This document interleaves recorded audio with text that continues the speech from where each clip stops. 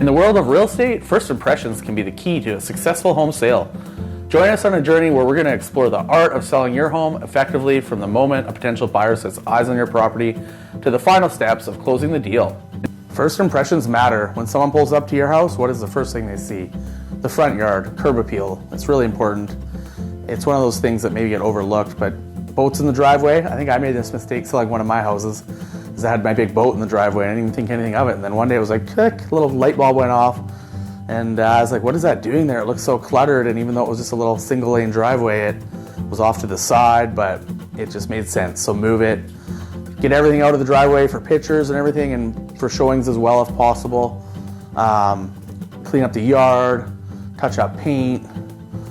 So first impressions are quite important. I think it's the first thing you see when you pull up to the house and it's the last thing you see when you leave. So a lot of people do even do drive-bys prior to viewing a house, so that's something that they're gonna, if they drive by and they see a messy yard or a messy, unmaintained front of the house, and even if the inside's been fully renovated or something, I mean, they're gonna form an opinion right away, right? And potentially maybe cancel the showing or not book one. So that's quite an important aspect for sure. Curb appeal, front of the house, maintenance, do some touch-ups, and just get everything cleaned up. Declutter and depersonalize. When someone walks into your home, you want them to feel decluttered and feel like they could picture themselves living in there, not have all your personal items that are going to make it feel like it's your home still. One of the big things that I say is when someone walks in, if they can look at that house or that kitchen and it feels so organized and clean that they think it's the house or the layout of the kitchen that allows it to be that clean. And maybe it is, and maybe if they have that message portrayed to them, then when they move in, they'll, even if they're already a messy person or their kitchen isn't tidy, maybe they'll live more clean and tidy because that house portrays that image.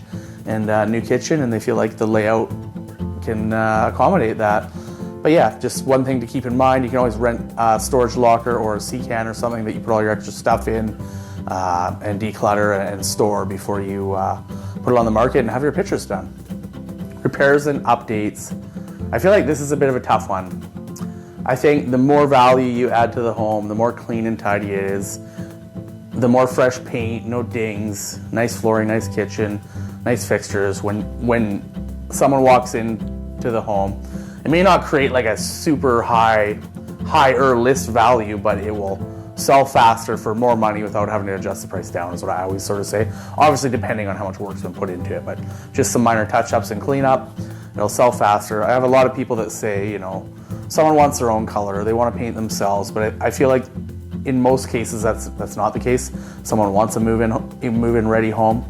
I mean, if it's a color that they really don't like, then it may not help, but they may want to paint it themselves. So neutral colors is common nowadays for what people are okay with, and then maybe they add their own punch of color with a feature wall. But I think it's a very important aspect that if you have a little bit of damage, you know, paint touch up from the kids or nail pops, you fix that stuff. And then, you know, if the house is in need of major renos, those can definitely pay off if you're to do them before you sell. And I've seen clients where they lived in the home for a while and there was nothing wrong with it, but before they sold, they did their kitchen and they did all this extra work, and it was probably a nicer house than when they ever lived in it, but the work that they put in made them a lot more money when they sold and went towards their next purchase, or they were able to put more money in their pocket on their next move. And it definitely pays off. I mean, there's a reason people flip houses. It is a lot of work, but it's definitely something that pays off. The more move-in ready, the better condition, and the more appealing the home is, the more money you're going to get in the long run, and the quicker it's going to sell. Professional home inspection. This is something that can go a long way for a buyer or a seller. From the selling side of it, definitely if you want to get a pre-listing inspection, that can help immensely. I've seen some crazy deals fall through that really shouldn't have, due to little minor things that a home inspection would have mitigated, and maybe were only $1,000 repair, right? Like something like an attic insulation in a bonus room where the bats had just fallen down a little bit and into the sort of gap on the side, and the Raytech gun picked up, or the heat sensing camera that they use picked up cold spots throughout the whole roof.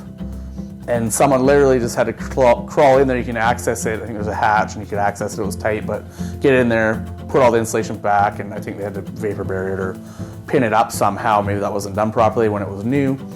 And it was just a beautiful home with no issues, and that collapsed the sale because the buyer got cold feet and thought it was a larger issue than it was, when it was only $1,000 repair or something like that. And So getting a pre-listing inspection would mitigate that. Well, depending on the inspector, but maybe $700 to $1,000 or $600 to $1,000 for an inspection, depending on house size, and then $1,000 for the repairs over losing the sale on the house being on the market longer.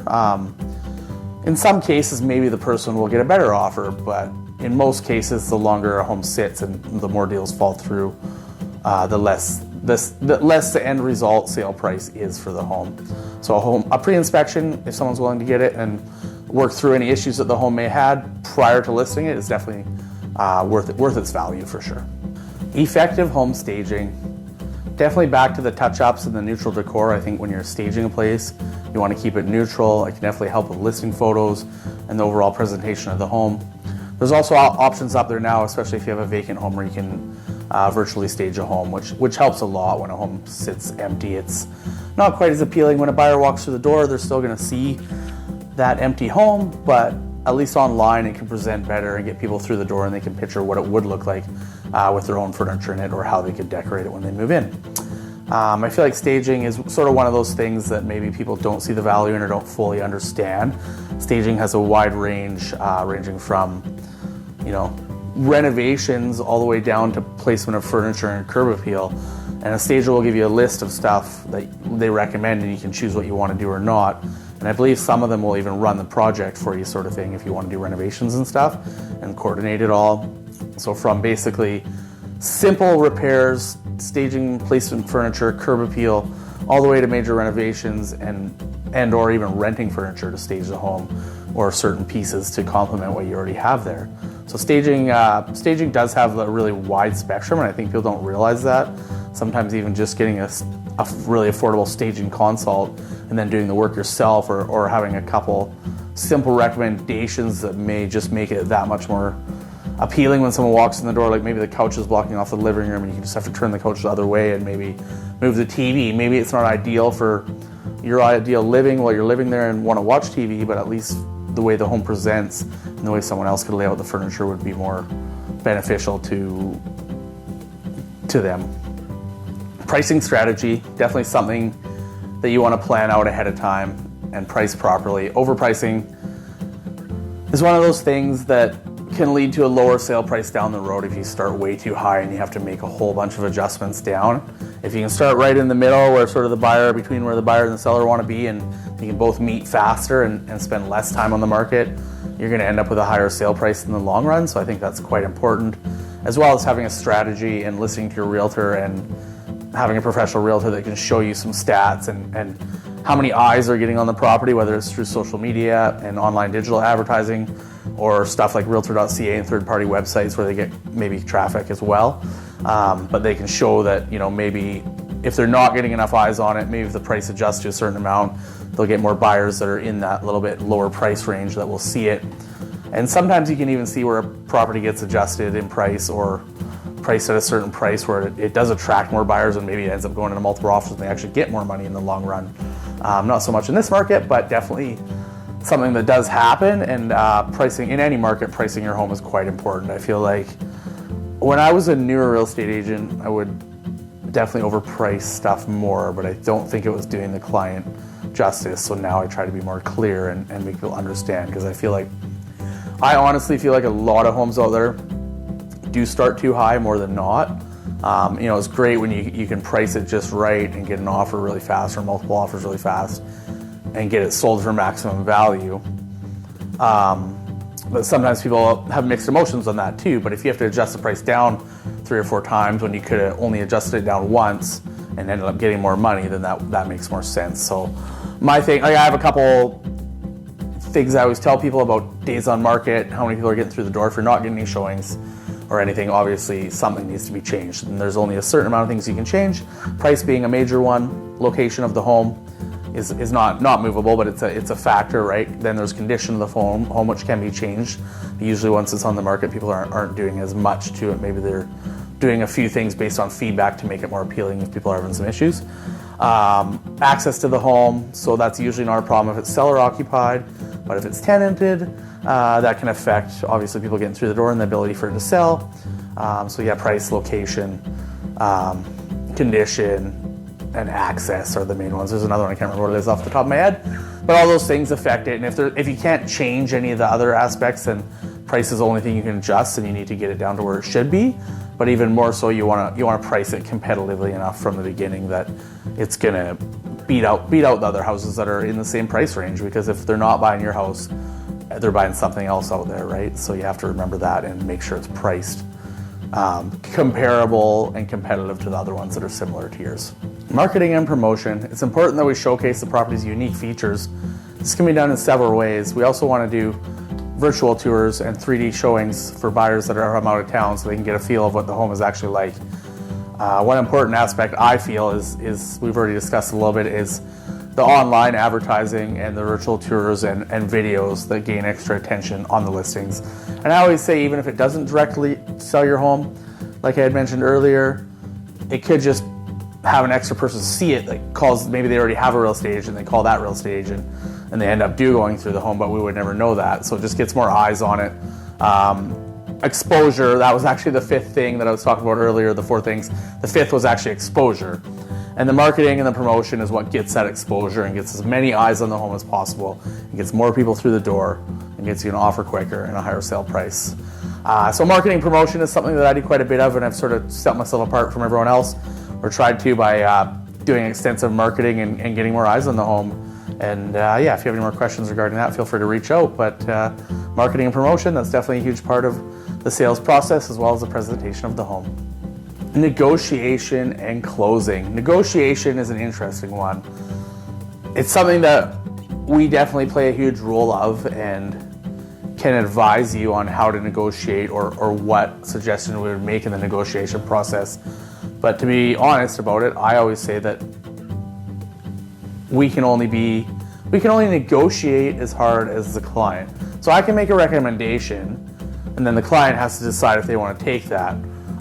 Sometimes you get a client that maybe is a lot more aggressive than me and a little bit, and they're the hard negotiators, so you roll with that, right? But it's sort of a give and take. I make a recommendation, then they do what they want to do with that, or vice versa. They tell me what they want to do, and I roll with that, right? Because it's always the client's decision. But negotiation is definitely a huge part, especially when it comes to certain markets. In this market, maybe it's a little different, but in a faster paced market, it'll be different as well. So in a faster paced market, you'll have things with multiple offers where maybe you want to extend the time that the buyer has, or the seller has, to respond to the buyer's offer, so that hopefully you get more offers in and potentially get a higher sale price. In the market where it's a little bit slower, it may not be quite as pertinent to do that, but you still need to negotiate, and you also have to be ready for that negotiation. And the fact that some buyers may come in and be aggressive and have a really quick time to respond, and know that could happen. Sometimes it can come to a surprise to people, so we need to prepare you for that and know that it's going to happen, it could happen, and that the negotiation is a part that you need to be prepared for. And I always say it's a little bit of give and take. Like, you know, if I always say, from a buyer perspective, if you come in at one price and say, that's it, that's my bottom line, and it's way low, then most times the sellers aren't going to work with that, and they get sort of their back up in reserve. So you want to be able to sort of give them something, you know, to work with. And the same goes for the seller. If you just say, I'm not budging a list price by $1, then it just portrays that message that you're not easy to work with. And I think the more easy we can all be to work with and get along, but by still trying to come as close to that outcome that we want as possible and come to a mutual agreement is a huge part of the negotiation process. And the same goes for the real estate agents. If you get an agent that's really easy to work with and talk to, and keeps like our opinions and our maybe attitude, or maybe if you have something against other agents or something, try to keep it separate and just make it about the client and advise the client on the one side, and then present that to the agent to present to their client on the other side, not make it personal between the agents, and work well together. That can make it smoother for the client as well, because you're just the middleman and not adding complication to the process. I think that's an important part to try and do.